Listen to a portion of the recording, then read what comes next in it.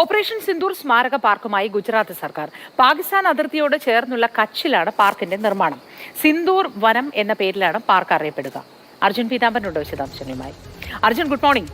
അങ്ങനെ സിന്ദൂർ വനം എന്ന ആശയത്തിലേക്ക് വരികയാണല്ലേ, വിശദാംശങ്ങൾ എന്താണ്? മോദി, സിന്ദൂർ വനത്തിന്റെ നിർമ്മാണം, അതിന്റെ പ്രാരംഭ നടപടികൾ ഇപ്പോൾ ആരംഭിച്ചിട്ടേ ഉള്ളൂ. ഇനിയും ഏറെ വർഷങ്ങൾ എടുക്കും ഇതിന്റെ നിർമ്മാണം പൂർത്തിയാക്കാനായിട്ട്. ഏകദേശം 8 ഹെക്ടർ ഭൂമിയിലാണ് ഈ വനം നിർമ്മിച്ചെടുക്കാൻ വേണ്ടിയിട്ടുള്ള പദ്ധതി ഇപ്പോൾ ഇട്ടിരിക്കുന്നത്. മാത്രമല്ല, ഈ കച്ചിൽ തന്നെ ഭുജ് മാണ്ഡവി ദേശീയപാതയിലുള്ള മിർസാപൂർ എന്ന് പറയുന്ന ഗ്രാമത്തിലാണ് ഈ 8 ഹെക്ടർ ഭൂമി കണ്ടെത്തിയിരിക്കുന്നതും അതിൽ നിർമ്മാണ പ്രവർത്തനങ്ങൾക്ക് വേണ്ടിയിട്ടുള്ള നടപടികൾ ഇപ്പോൾ ആരംഭിച്ചിട്ടുമുള്ളത്. പ്രധാനമായിട്ടും സിന്ദൂർ ചെടികൾ തന്നെയാണ് അവിടെ വെച്ച് പിടിപ്പിക്കുക. അതിനോടൊപ്പം തന്നെ മറ്റ് 35 ഇനത്തിലുള്ള ചെടികളും വൃക്ഷങ്ങളും എല്ലാം തന്നെ വെച്ച് പിടിപ്പിക്കും.